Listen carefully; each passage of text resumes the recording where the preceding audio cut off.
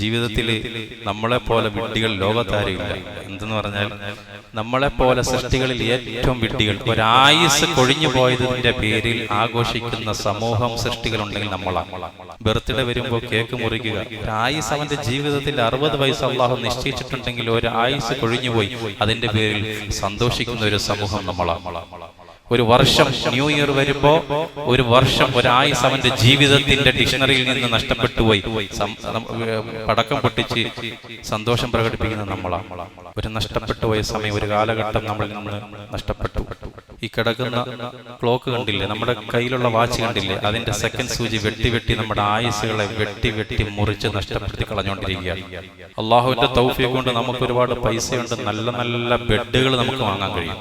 ഡൺലപ്പിന്റെ ഒക്കെ ബെഡ് നമുക്ക് വാങ്ങാൻ കഴിയും. പക്ഷെ ഉറക്കം വാങ്ങാൻ കഴിയൂല പൈസ ഉണ്ടെങ്കിലും. എത്ര സമ്പന്നനാണ്. ഇന്നലെ ഒരു സഹോദരൻ കണ്ടില്ലേ, ഉറക്കം കിട്ടാൻ വേണ്ടി ദുആ ചെയ്യണം. 25,000, 50,000, 1 ലക്ഷം രൂപയുടെ ബെഡ് വാങ്ങാൻ കഴിയും. പക്ഷെ ഉറക്കം വാങ്ങാൻ ഏതെങ്കിലും സമ്പന്നന് കഴിയോ? ഇല്ല. നല്ല 10,000, 20,000 രൂപയുടെ ക്ലോക്ക് നിങ്ങൾക്ക് വാങ്ങാൻ കഴിയും. പക്ഷേ സമയത്തെ വാങ്ങാൻ കഴിയൂല. ഒരു വർഷം നഷ്ടപ്പെട്ടു. നിശ്ചിത കാം സഹി അവസർ पर निश्चित समय के अंदर पूरा करना चाहिए क्योंकि समय किसी की प्रतीक्षा नहीं करता. ഈ തുളസീദാസിന്റെ ഒരു ദോഹയാണ്, സന്ദേശമാണ്. കൃത്യസമയത്ത് എന്താന്ന് വെച്ചാൽ ചെയ്തോണം, പിന്നെ കാത്തു നിൽക്കൂല ആര്? സമയം.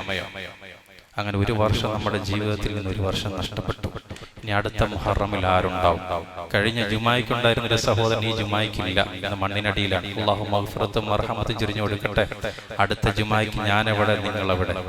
അല്ലാഹു സുബ്ഹാനഹു വ തആല അമൽ കൊണ്ട് മുന്നേറാൻ തൗഫീഖ് നൽകട്ടെ.